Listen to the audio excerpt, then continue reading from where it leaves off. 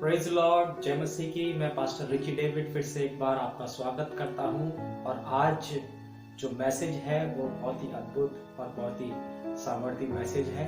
जैसा कि आप लोग ने थंबनेल पर देखा भी होगा, हमने खजूर के रविवार, पाम संडे जिसको जाना जाता है, और विशेष करके यरूशलेम में विजयी प्रवेश करके इस दिन को हम जानते हैं। और जब हम इस वाक्य को बाइबल में पढ़ते हैं तो बाइबल इस प्रकार से बताती है कि यीशु मसीह ने किस प्रकार से यरूशलेम में विजयी प्रवेश किया।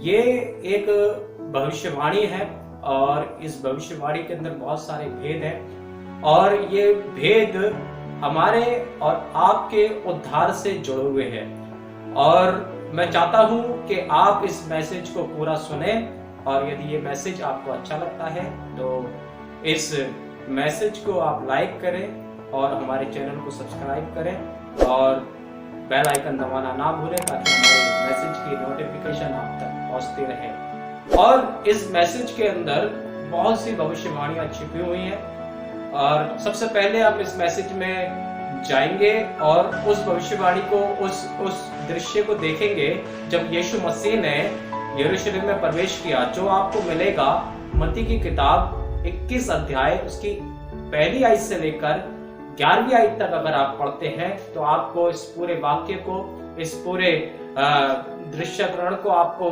देखने को है।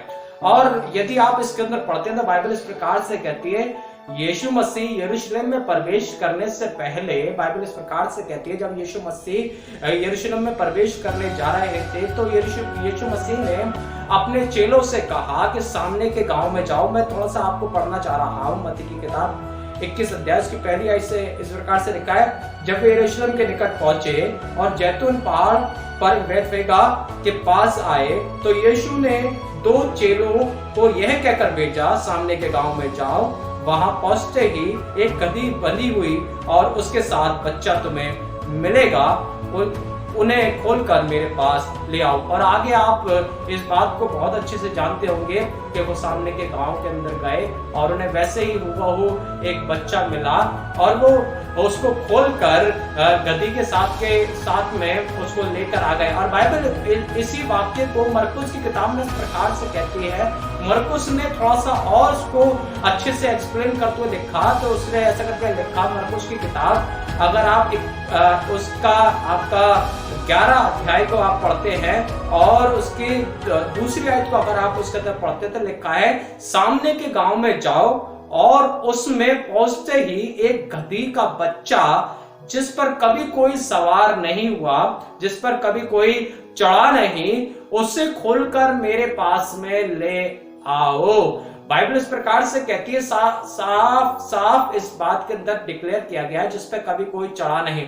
तो इस बात को मैं आपको थोड़ी देर बाद में बताऊंगा। पहले हमें ये बात जानने की जरूरत है, जब यीशु मसीह ने इस बात को कर रहे थे तो एक भविष्यवाणी को यीशु मसीह पूरा कर रहे थे, जो कि अगर हम देखते हैं तो जो कि हमें मिलता है जकरिया नबी की किताब और उसका 9 अध्याय उसकी 9वीं और 10वीं आयत को मैं आपके सामने पढ़ने जा रहा हूं। इस प्रकार से लिखा है, हे सिय्योन बहुत ही मगन हो, हे यरूशलेम जय जयकार कर, क्योंकि तेरा राजा तेरे पास आएगा। वह धर्मी और उद्धार पाया हुआ है, वह दीन है और गधे पर वरन गधी के बच्चे पर चढ़ा हुआ आएगा। मैं एफ्रेम के रथ और यरूशलेम के घोड़े नष्ट करूंगा और युद्ध के धनुष तोड़ डाले जाएंगे। वह जाति जाति से शांति की बातें कहेगा, वह समुद्र से समुद्र तक और महानद से पृथ्वी के दूर दूर के देशों तक प्रभुता करेगा। Praise the Lord. परमेश्वर का ये जब ये भविष्यवाणी की जा रही थी, बाइबल इस प्रकार से कहती है, यीशु मसीह के यरूशलेम में प्रवेश करने से 300 लगभग 23 वर्ष पहले ही इस भविष्यवाणी को जकरिया नबी ने किया। और जब ये भविष्यवाणी जकरिया नबी कर रहा है तो बाइबल इस प्रकार से कहती है कि इजरायली लोग उस समय पर परमेश्वर से मसीह की दुहाई दे रहे थे और वो बाट जो रहे थे कि कोई हम आए और हमें बचाए, क्योंकि बाइबल इस प्रकार से कहती है, इतिहासकारों का इस प्रकार से मानना है, सिकंदर जो महान कहलाया, आप जानते हैं कि उसने संपूर्ण देशों पर कब्जा कर लिया अपने बल के कारण, अपनी शक्ति के कारण। और बाइबल इस प्रकार से कहती है उन तमाम देशों पर भी कब्जा कर लिया जो कभी यरूशलेम पर, इजराइल के ऊपर कब्जा किए थे, उन सब पर उसने कब्जा कर लिया। और उस समय के अंदर इजरायली लोग बहुत घबराए हुए थे और बहुत डरे हुए थे। तब ये भविष्यवाणी जकरिया नबी ने किया, और जब ये भविष्यवाणी जकरिया नबी करने लगा तो बाइबल इस प्रकार से कहती है कि उसने ऐसा करके कहा कि तेरा छुड़ाने वाला गधे के बच्चे के ऊपर बैठकर सवार होकर आएगा। और अगर हम इस बात को अच्छे से देखते हैं तो आपको ऐसा करके मिलेगा, ये घटना आपका ये घटना जो है पहले से यीशु मसीह के संबंध में सम्मिलित की गई बाइबल के अंदर, जिसको भविष्यवक्ता ने, जकरिया नबी ने बखूबी समयों के अनुसार उसको बताया और हमें दर्शाया इस बात के लिए। और अगर हम इस बात को देखते हैं कि सिकंदर ने सारी चीजों के ऊपर, सारे देशों के ऊपर कब्जा कर लिया, वो डरे हुए, सहमे हुए इजरायली लोग और अपने लिए एक मसीह की पुकार कर रहे हैं। इजरायली भी ऐसा ही सोचते थे कि हमारा जब राजा आएगा तो बड़े शक्तिशाली ढंग से आएगा, वो भी सामर्थ के साथ में घोड़ों पर, रथों पर सवार होकर आएगा और हमें इन सारी विपत्तियों से, हमें इन सारी समस्याओं से छुड़ा लेगा, हमें बचा लेगा। इजरायली ऐसा समझते थे, इसलिए वो मसीह को पुकार रहे थे। और बाइबल इस प्रकार से कहती है कि यदि आप इसकी 10वीं आयत को बहुत गौर से पढ़ेंगे तो ऐसे करके लिखा है, एफ्रेम के रथ यरूशलेम के घोड़े नष्ट करेगा और युद्ध के धनुष तोड़ डालेगा। और बाइबल इस प्रकार से कहती है, यीशु मसीह के विषय में इस प्रकार से कहती है कि यीशु मसीह इन सारी बातों के विपरीत होकर आया। जब यीशु मसीह ने यरूशलेम में प्रवेश किया तो बाइबल इस प्रकार से कहती है कि उसने लादू के बच्चे, मतलब गधी के बच्चे को मंगाया, और गधी के बच्चे के ऊपर कभी कोई सवार नहीं हुआ था। इसका अर्थ यह, गधी का बच्चा ज्यादा बलशाली नहीं था, वो छोटा ही था। और यीशु मसीह ने इसलिए गधी को चुना क्योंकि गधी और गधे कभी भी युद्ध के अंदर इस्तेमाल नहीं होते। और यदि आप देखते हैं तो हो सकता है गधी और गधे को कोई इस्तेमाल भी कर ले, इसलिए यीशु मसीह ने उसके बच्चे को चुना। और उस बच्चे पर कभी कोई सवार नहीं होने का अर्थ है कि वो इस लायक नहीं हुआ था कि वो लोगों का बोझ उठा सके, वो इस लायक नहीं हुआ था कि वो किसी काम को कर सके।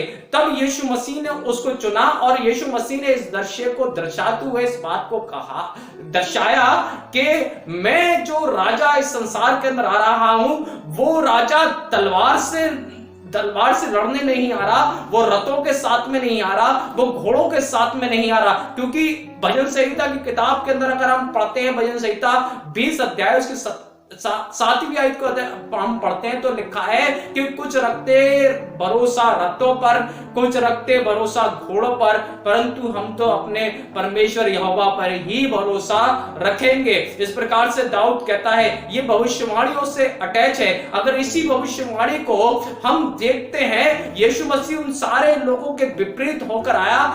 होशे नबी की किताब के अंदर अगर हम देखेंगे और उसका 1 अध्याय उसकी 7वीं आयत को अगर हम पढ़ते तो लिखा है, परंतु यहूदियों के घराने पर मैं दया करूंगा और उनका उद्धार करूंगा।